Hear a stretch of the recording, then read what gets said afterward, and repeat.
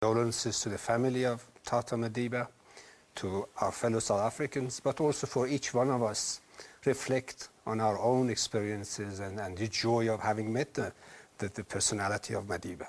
What was Nelson Mandela's role in the South African economy after 1994? Could we sum that up? Well, in brief, Devon, is about rescuing breathing life through his leadership in an economy that was tortured by the dying days of apartheid, completely gripped by uncertainty, by chaos, by lack of confidence in an economy. And as we all know, when an economy, meaning investors, consumers, citizens, lose confidence, the economy cannot function. It's paralyzed. The economy was almost at close to zero growth, no prospects, investment dried up, a government, a fiscal conditions that was literally bankrupt, a society and an economy that had no foreign reserves. So it was very, very unusual, almost unique. And had it not been for the leadership of Madiba, the economy would not have recovered the way and the speed with which it recovered. Many have said, who reflect on Mandela's role of the economy, said the defining moment was when sanctions were lifted, chiefly because of Nelson Mandela, and we had an influx of the JSE just sort of swelling, and a very big distinction between pre-1994 and after 1994. And that was a very big turning point in terms of investor confidence, wasn't it? Absolutely. For over 15 years, the country was sanctioned. Nobody would lend to the country. The government had no credibility, the government of South Africa at the moment.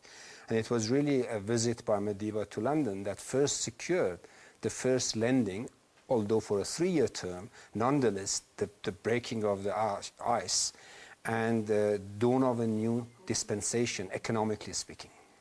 Do you think that value system, that image, the posture that investors responded to in terms of Nelson Mandela was what kept South Africa's, attraction in terms of investors at bay, even though he was politically inactive? There's no question that his persona was bigger than life, bigger than being a president, being the head of a party. It just transcended all of that. For us in South Africa, it meant something else. For the global investment community, it was even bigger, but far more important. His posture, his reconciliatory position that he took, and very importantly, very key pronouncements that he made about the direction of policy going forward. All of that meant that not only foreign investors, but more importantly, local investors began to regain their confidence, and that changed the direction of economic growth and performance since 1994. We're a couple of hours after that announcement, Iraj, 8:50 p.m. last night. There's been this certain sense of fear. Some quarters had uncertainty, and a lot of that uncertainty was washed away by logical, legitimate thought by experts like yourself. Do you expect any form of market reaction, of economic change as a result of what happened last night?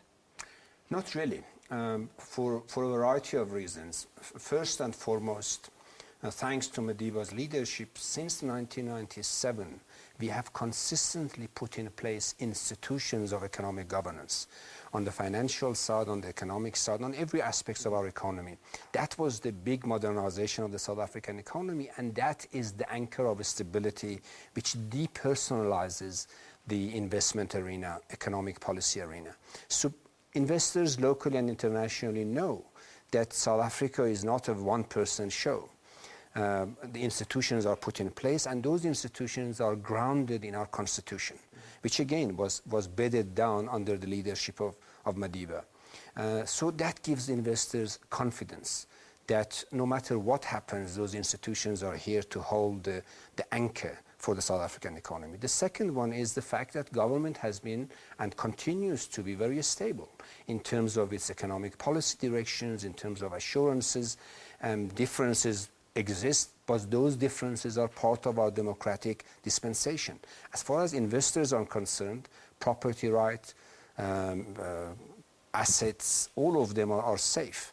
And so much so that JSE today, for the foreign investors, is possibly one of the best run stock exchanges globally. Not because I say so, it's because in the global ranking, it has been established so. Government finances, despite all the issues that we deal with it domestically, is ranked number one in terms of its predictability and in terms of its reliability, or if you like, transparency of fiscal numbers. Now, those are the issues that investors worry about, and those are the investors those are the indices that investors track. And when we look at those things, there is no overreaction in the market. Obviously, there is short-term instability, but those have much less to do with the passing of Madiba and much more to do with the global financial factors. Having said that, admittedly, we are in an environment, as far as economic policy is concerned, that is somewhat polarized. Do you think the resonance of what Madiba stands for, will filter down at some point to many of the key stakeholders, the role players who appear to be polarized economically in this country? Can the resonance affect economic thinking? We hope so, and we hope that it will do for the positive. South Africa since 1994 has had three key defining moments. One was the inauguration of Madiba, for obvious reasons. The second one, and that at that moment put South Africa on every screen, every corner of the globe. If you like, South Africa was the focus of global attention, not just for political reasons, but also for social, for emotional and investor reasons. The second moment that South Africa was put on the map was when we hosted 2010 soccer games. And that again brought South Africa to the limelight. Today is the third time, and very, very emotionally so. And that's a moment that we all, in business, in academia, in every corner of the globe, and most importantly in politics, across the shades and grades, we need to focus on values that Madiba fought for and values that he did his best to impart to all of us. And I think that's a good moment. I think that will resonate with all of us in business, in politics, right across the walks of life, in broader society, in our families, to reflect on Dr. Iraj Abedian, Chief Economist at Pan-African Advisories. Thanks very much indeed for sharing your thoughts with us. Thank you for giving me the opportunity. I'm honored. All right, so you're watching a special broadcast now.